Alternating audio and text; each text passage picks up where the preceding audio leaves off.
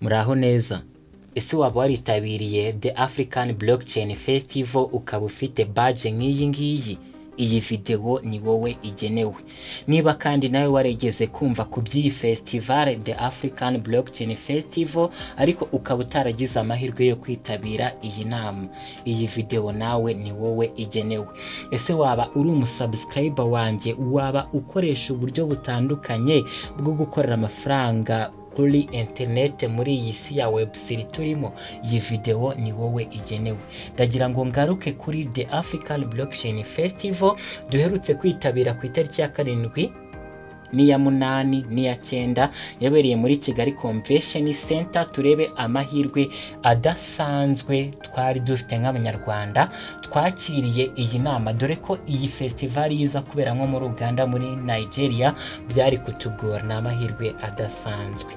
Hanyuma ngo hayikaze uze kumakinga ashobora ko wakanze kuri subscribe, dore ko tugiye neza kwinjira mu isi nziza. Isi igiye gukata ikorosi. Ni amahirwe adasanzwe kuba ubonye iyi video. Mubizi neza ndagenda mbashyiriraho amavideo twinjiye muri Kigali Convention Center, werekanaga email wakiriye nk'uko wabaga wayoherejwe na ABF, bagaskana QR code bagahita bagukorera iyi badge ukayambara ukinjira muri sale. Hari umuntu waturutse muri guverinoma, abari bahari mwabonye Dr. Honorable Senateur Frank Habineza, ni perezida wa Democratic Green Party of Rwanda. Hari byinshi yatuganirije bijyanye na CBDC, aho leta y'u Rwanda cyangwa se inteko nshinga amategeko isigaje gusa guterana, abadepite bagatora bemeza ko CBDC igomba kuba official. Byanze bikunze ariko ni ibintu bizaba. Wenda ushobora kuba utaragiye ubisobanukirwa, byari mu Cyongereza, biri complicated, ariko reka tubanze turebe amahirwe twari dufite. Twitabiriye inama rero ku itariki 7. Hanyuma nyuma ya saa sita tujya muri pause. Hari standi z'abaterankunga, standi ya Binance, standi ya OKX. Abantu benshi muri iyo pause cyangwa se muri iyo break mwari muhugiye mu bintu byo gutombora imipira, mu bintu byo gutombora ingofero, mu bintu byo gutombora ama USDT. Abari bahari murabizi uburyo byari bimeze. Gusa ariko muri uwo mwanya ngewe nagize amahirwe yo guconnecta n'umuntu udasanzwe. Hari abanya-Nigeria benshi, murabizi uburyo dukoresha kugira ngo tubone amakuru. Twirwa kuri YouTube duscrollinga tureba how to make money online, mining igezweho yizewe, rimwe na rimwe tugakora na za scam. Rero iyi The African Blockchain Festival ikintu mu by'ukuri igamije ni ukugira ngo twebwe dukoresha blockchain, dukoresha AI, twebwe dukorera amafaranga kuri internet, duhure by'umwihariko bariya ba influencers b'abanya-Nigeria twirirwa tubona kuri YouTube tunabumva wenda batagaragaza amasura, duhure nabo n'abantu banyabo batubwire uburyo biteje imbere. Dore ko twebwe hano mu Rwanda niba waritabiriye iriya nama, ndagira ngo mubwire ko ni ahantu wisanze. Niba ufite aho wisanze warakurikiye inama ukagira ibyo wunguka, uri umuntu w'umugabo. Ariko niba utaragize ibyo wunguka, hano narahakubereye. Nahuye n'umuntu w'ingirakamaro, ni umunyeshuri wiga muri The African Leadership University. Ni umunyeshuri w'umunya-Nigeria wiga hano mu Rwanda muri The African Leadership University ya hariya mu majyepfo, akaba ari perezida muri iyo kaminuza w'abanyeshuri bakora crypto trading. Ibaze kuba inshuti nk'umuntu nk'uwo. Uwo muntu bamwita Hawa Muhammad Bello. Njyewe nabaye inshuti nawe, nazi ko ari umuntu ukomeye, nazi ko ari perezida w'abanyeshuri muri iyo kaminuza yitwa ALU. Turaza kubireba, ni kaminuza iri mu majyepfo y'u Rwanda. Nazi ko nawe azaba umuvugizi cyangwa se azajya kuri stage muri iriya nama. Yari umumoderator. Turaza kubireba. ntabwo nari nzi ko afite project yatangije hano mu Rwanda kera cyane, aho yigisha ibijyanye na blockchain, uburyo wakorera amafaranga kuri internet, uburyo wabona airdrop nziza, uburyo wakiga crypto trading analysis, ndetse akaba abyigisha hariya muri kaminuza yitwa African Leadership University. Ibaze kuba inshuti n'umuntu nk'uwo nguwo. Hanyuma ntabwo ndibuze gutinda, nge naragiye ndamwegera bisanzwe, nazi ko ari umuntu ukomeye kuri urwo rwego. Hanyuma namwatse nimero ya WhatsApp, hari n'abandi benshi nagiye naka nimero ariko ntabwo ndabandikira wenda ngo tugire ibyo tuganira bitandukanye. Uyu muntu rero natangiye mwibwira nitwa Eldad, ninjye twahuriye muri The African Blockchain Festival, genda mubaza ibibazo kugeza ubwo namubajije nese ukoresha cryptocurrency, hanyuma ambwira ko ayikoresha neza cyane, mubwira ko ashobora kuba yambwira wenda uburyo akoresha bumufasha. Naramenya ko ari umuntu ukomeye, naramenya ko ari perezida w'abanyeshuri bakora crypto trading. Nyuma nibwo yaje kumbwira neza uko ibintu bimeze. Atese wegeze wumva blockchain, DeFi, NFT? Ambwira ko ngomba kumujoininga kuri Diary of DeFi Newbies. Nakoze research kugira ngo ndebe ese DeFi Newbies cyangwa Diary of DeFi Newbies ni iki. Nsanga ni project yatangije ikomeye cyane kuko yahise ama Twitter page yiwe. Ndagira ngo dutangirane hano scratch guys. Iyi ni festival twahuye n'abantu banyabo bashobora kuduha amakuru ya nyayo. Murabizi neza hari abantu hano mu Rwanda mujya mwumva ngo bigisha trading, aho bacanga amadolari 500 cyangwa se 300, ariko uri kubona ko uyu nguyu bita Hawabelo afite Twitter page. Reka dutangire tubirebe. Afite Twitter page ye ku giti cye mu mazina ye yitwa Hawabelo.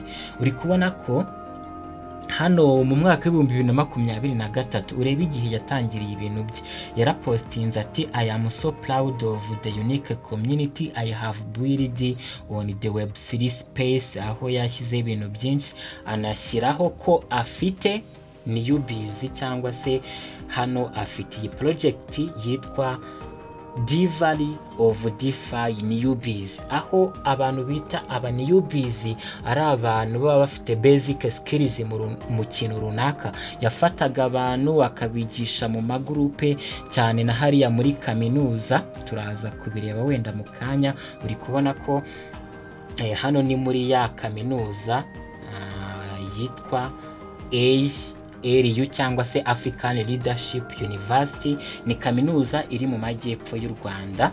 Hanyuma tuvuye hano kuri Twitter page ye, aho turi kubona ko nyine yari afite project yatangije ariyo yitwa DeFi Newbies. Yayitangije kera cyane, hano ni mu mwaka wa 2023.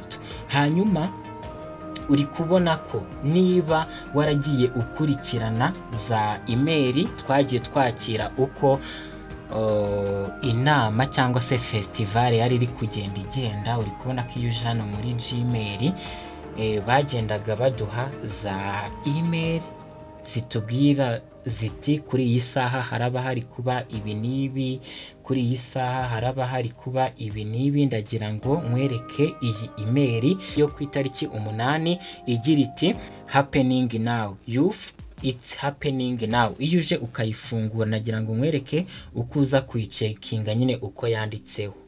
Ni iyi ngiyi yanditse ngo happening now ndetse youth. Okay, iyo uje ukayifungura ubona ko uyu muntu twamenyanye nabizi yabaye moderator. Ngewe nitabiriye inama ku itariki 7, ku itariki 8 nago negeze njyayo, ari nabwo ku itariki 7 nyine namwaplochinze mwaka nimero, turaganira kugeza ubwo amaye link ya Twitter page yo mu mazina ye. Nza kuyibona, nza gusanga koko afite iyi project yitwa DeFi Newbies. Nyuma nza gukora research nza gusanga koko hariya muri iriya nama yabaye umumodereta w'aba basipika Sabine Akuni, Emmanuel Izailen, Chance Desire, Iradukunda Cyusa, Azafi. Yari modereta, abari bahari murabizi uburyo byabaga bimeze, ariko nabashyiriyeho na video y'uburyo byari bimeze, murabizi cyane nubwo byari bigoye kugira ngo ugire ikintu wumva, ariko ndi hano kugira ngo ugire ikintu wunguka kirenze guys. Muramubona rero uyu nguyu witwa Hawa Muhammad Bello. Hanyuma iyo uje kuri Google kugira ngo ndebe neza koko ese nubwo uyu muntu twahuye, nubwo uyu muntu yabaye umumodereta, naje gukora research mbona yabaye umumodereta, mbona ni umuntu ukomeye cyane. Nje hano kuri Google kugira ngo mwereke noneho aho ruzingiye. Aha niho ruzingiye. Iyo uje kuri Google ukandikamo uti reka nze kuri Google nandikemo ya project ye yitwa The Valley of Deepin Newbies. Ubundi hano kuri X nyine twabonye ko we yatangiye akereya amagurupe, ni umunyeshuri wo muri kaminuza yigisha abantu ibya blockchain, uburyo bakora trading, birangira anabaye perezida wabo hariya muri kaminuza. Bajya bavuga bati mbwira inshuti zawe mubwire uwuriwe, ariko yaravuze ati mwebwe ntago muri ba newbies. Ba newbies ni abantu baba njira mu bintu runaka bafite basic skills, ariko yaravuze ati mbona muri ba evolvers. Rero iyo uje kuri Google ukandikamo uti The Valley of DeFi Newbies, ubona iyo uzamuye ubona iyi Telegram business account ye, ukabona ni X business account ye. Twabonye personal account ye, reka tunarebe iyi business account ye. Iyo uje ukazamura ubona ko neza nkuko nabikweretse ko yabaye umuvugizi. Nuza kujya muri email urabibona neza, nakweretse email uri bucekinge neza ko ari we. Okay, niwe nyawe yabaye moderator.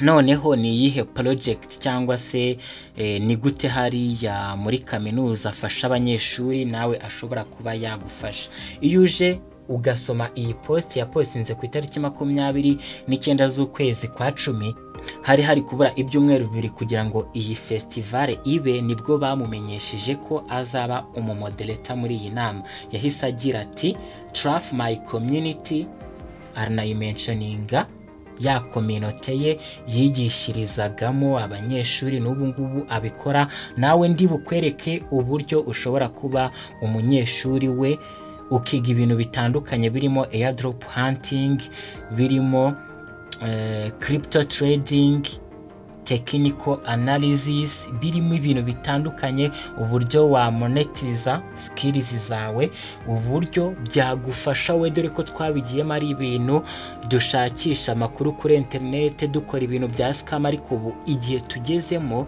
isi iri gukata ikorosi, turi kugira amahirwe yo guhura n'abantu bakora nk'ibyo dukora. Ushobora kuba ukora project zawe. Hari umuntu nabonye muri bisi ari kugenda mining asa nk'uwihishe ngo abantu batabona ibyarimo, ariko ubu ngubu ni ukugira ngo tube connected. Nabaye connected, ndagira ngo nawe ube connected.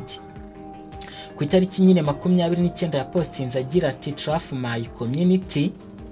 Okay, navuze ko afite project hano mu Rwanda. Iyo community ye yarayimentioninze yitwa DeFi of Newbies and support of the president of the Rwanda Blockchain Association. Alamumentioninga yitwa Haguma. My goal of publishing blockchain adoption in Rwanda is becoming reality. Asanzwe yari afite intego yo gufasha abantu kwiga uburyo bakoresha iri koranabuhanga rya blockchain bakaribyaza amafaranga.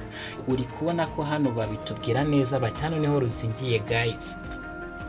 Babitubwira neza bati uyu Hawa Muhammad Bello believes Web3 should feel human, not confusing, not intimidating, just empowering. She is heart behind the delivery of DeFi Newbies, the largest global community for newbies, helping people take their first steps into the Web3 world safely and confidently. Nkuko nabivuze, uyu Hawa Muhammad cyase Mohamed niwe founder wa Delivery of DeFi Newbies, akaba ari na perezida w'abanyeshuri bakora crypto trading hariya muri African Leadership University, aho afite intego yo gufasha abantu kwinjira mu isi ya Web3 nk'aba beginner cyangwa se first step. Bakomeza bagira bati Trafu her work, she is focused on boarding newbies with care and building spaces where learning feels like belonging. As president of the African Leadership University Traders Community and blockchain developer still growing her skills, Hawa is blending curiosity with purpose while bringing blockchain education and community to life here in Rwanda. Hanyuma birumvikana neza ko uyu Hawa ari founder wa Delivery of DeFi Newbies. Iyi ngiyi ikaba ari community igamije kwigisha wowe nanjye uburyo twakoresha blockchain hano mu Rwanda, ndetse uyu nguyu nasanzwe kuko ni perezida wa community y'aba traders muri kaminuza ya African Leadership University, ALU, African Leadership University. Uri kubona ko ari gusa muwesa imihigo ye, kuko hano yagize ati my goal of publishing blockchain adaptation in Rwanda is becoming reality.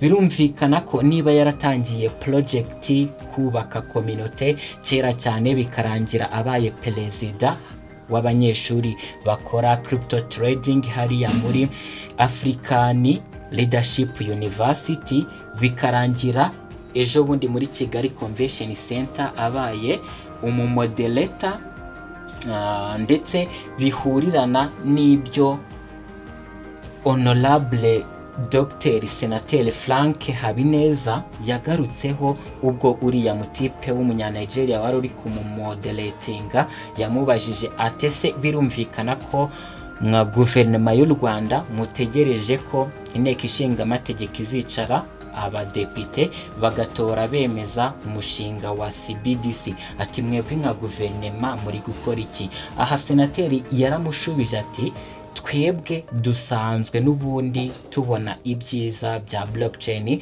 twebwe nk'igihugu gikunda gukora innovation muri technology mu ikoranabuhanga, dore ko yavuze ko AI yo ili adopted cyane cyangwa se ikoreshwa hano mu Rwanda. Yatubwiye ko ziriya drone zitwara imiti cyangwa amaraso zikoreshwa n'abahanga rya AI. Yatubwiye kuri ziriya bisi zikoresha tap and go zikoreshwa ikoranabuhanga ry'ubwenge buhangano AI, ndetse nyeka ko n'izi Sophia zo ku muhanda zikoresha AI. Gusa ntabwo ibyo yabitubwiye, ahubwo yatubwiye ko mu burasirazuba hari ubuhinzi aho hakoreshwa AI muri irrigation. Hanyuma yahise aduha urugero ati rero na blockchain ntago twasigara inyuma mu ikoranabuhanga rya blockchain. Aduha urugero ati ubu ngubu hano mu Rwanda dukoresha imodoka za Toyota cyane, kandi ni imodoka z'Abayapani zigurirwa Dubai, ziza mu Rwanda zivuye Dubai. Yaratubwiye ati turabizi neza ko CBDC nizaba yaremejwe bizaba ari igisubizo cyiza kugira ngo umuntu ajye atwara amafaranga ye ayakorere change bitamusabye kujya kureba bureau de change aho ageze hose. Rero bizaba ari ibintu byiza cyane. Ni naho rero uyu Hawa ahita azira. Uyu Hawa reka nze hano kuri WhatsApp kugira ngo tugendane neza. Uyu Hawa birumvikana ko afite class agiye gufungura mu kwezi kwa 12. Yavuze ko class izatangira mu cyumweru cya mbere cy'ukwa 12. Uri kubona ko njyewe ubwo twari tukimara kumenyana, nyimara kumwibwira, nshaka kumubaza bumwe mu buryo akoresha muri cryptocurrency, yahise ambwira ati, have you ever heard about blockchain, DeFi, NFTs and crypto, but where and how you do really begin?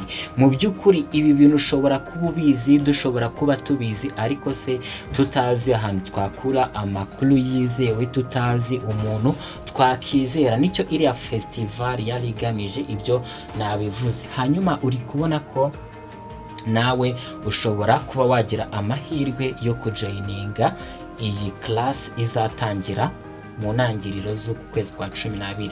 Ndetse uziga ibiki? Uziga blockchain, DeFi, NFTs and crypto. Hanyuma nuza hano uri kubona ko ndagira ngo nkwereke neza, hano hari aho yagize ati the ultimate web3 onboarding experience. Yagize ati what you will learn, ibyo ushobora kwiga: understanding web3, DeFi, NFTs, using DeFi tools safely, on-chain and fundamental analysis for trading, airdrop hunting and research, monetizing your skills in Web3, networking with global learners. Ibi byose ukabyiga wishyuye amadolari 30 yonyine. Birumvikana ko ni 45,000. Ibaze ibi bintu byose ushobora kwiga. Ikindi ushobora kwiga ukabibyaza umusaruro, cyangwa nawe ukazabyigisha abandi, dore ko byamaze kuba byemezwa nk'uko Honorable Dr. Senateri Frank Habineza yabidutangarije. Cryptocurrency, blockchain, ibyiza byayo biragaragara kuba abasenateri cyangwa se abadepite inteko ishinga amategeko isigaje guterana bakabyemeza.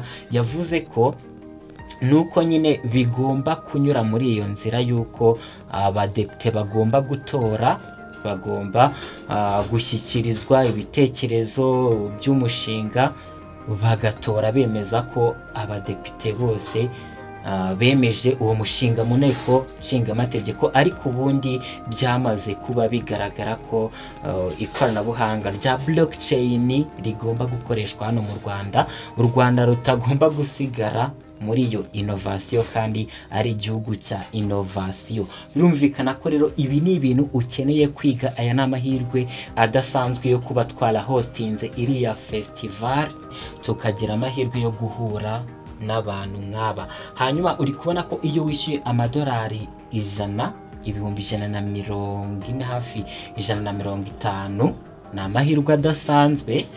Ushobora kuba wakatendinga premium class, aho ubona weekly 1-on-1 mentorship calls with Hawa, aho ushobora kumara icyumweru uvugana na Hawa nka mentorship wawe, wowe nyine ku giti cyawe uri wenyine, bitewe nuko ufite premium class ku madolari 100 yonyine. Practical job hunting series, priority Q&A and early access to advanced workshops, lifetime access to the premium delivery cycle. Ni ibintu byumvikana ko aya ari amahirwe adasanzwe ukwiye gufatirana nonaha ukinjira mu isi ya Web3, ukaza ukajoininga iyi class ku madolari 30. Hanyuma ikindi ukwiye kumenya nuko hano hazaba harimo abantu bo mu bihugu bitandukanye, urubyiruko rwo muri Afurika yose. Hazaba harimo Abanyarwanda, Abanya-Nigeria, Abanya-Kenya. Uri kubona ko yemera kwishyurwa mu madolari, muri crypto, mu Naira, amafaranga yo muri Nigeria, mu Manyarwanda no mu Kenyan shilling. Hanyuma umusada wanjye ngiye gutanga, kuko niba wari uri muri Kigali Convention Center wabonye ko ibyaberagamo ntago twabyisangagamo.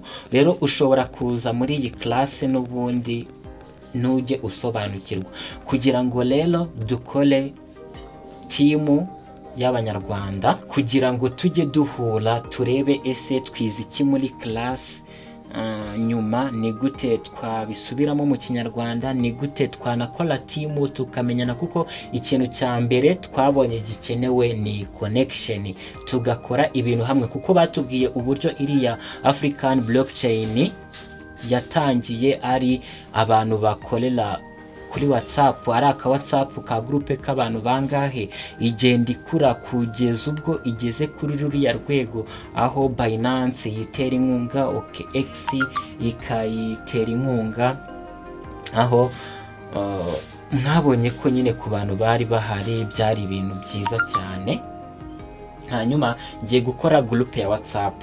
Iyo groupe ya WhatsApp niyo ndibuze gushyira muri comment cyangwa se muri video description box, hanyuma uzajya uyijoininga. Nuyijoininga hazajya haba harimo nimero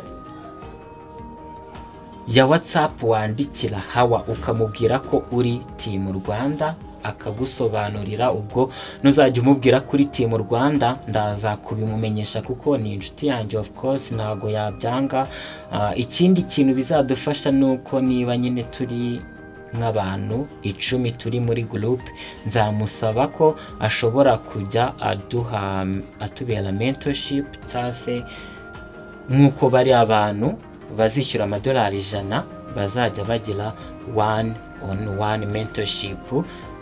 Rero ikintu gituma bikora atabikorera b'amadolari 30 nuko tuba turi benshi atabona umwanya, ariko nzamusaba muri groupe yacu ya Rwanda Team Rwanda igihe tuzaba dukeneye ubufasha ko yajya atubera mentor. Ntago ashobora kubyanga kuko tuzaba turi groupe. Rero iyi groupe ya WhatsApp reka nyikore.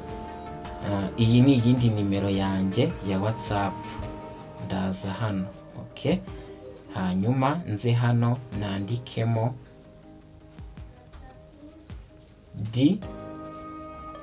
DeFi of newbies Team Rwanda. Mitenkora okay. Iyi niyo groupe yacu ya WhatsApp uzajya uzamo ugasangamo nimero wandikira Hawa ukamubwira ko uri muri Team Rwanda, kuko nzamubwira ko nzakora groupe ya Team Rwanda. Nuzamubwira ko uri muri groupe ya Team Rwanda cyangwa se uturutse muri groupe ya Team Rwanda, azajya ahita amenya ko ari nge, ari team yanjye nagusobanuriye byose, kuko twahuye nawe aransobanurira, mba connected. Rero nzajya mba naragusobanuriye wabonye iyi video, cyangwa se unampamagare unyandikire kuri WhatsApp, ariko iby'ingenzi nabisobanuye. Uzajya joininga iyi groupe ya WhatsApp, hanyuma usangemo nimero, umwandikire umubwire ko uri muri Team Rwanda, azajya amenya ubwo ko ufite amakuru. Niba hari ibindi umubaze agusobanurire uburyo umwishyura kuri mobile money, birakunda kuri Binance, uburyo bwose burakunda, kuko nyine birumvikana hagomba kuba harimo uburyo bwose buri wese yisangamo. Ndetse iyi groupe yacu ya WhatsApp nkuko nabivuze ikazadufasha kujya twicara tugahura, twize iki, ni gute ibyo twize twabibyaza umusaruro. Hanyuma nizere ko ari ibintu byiza cyane, ndetse ibyiza biri imbere guys. Nari negereje igihe ibi bintu bizagerera kuri uru rwego, kuko uko natangiye nanjye naho nageze ntago nari nzi ko uburyo natangiye nkoresha agatelefoni, sinari nzi ko nzakora aga studio nk'aka, sinari nzi ko nzitabira iriya festival, sinari nzi ko bizagera kuri uru rwego. Ariko so ibyiza biri imbere.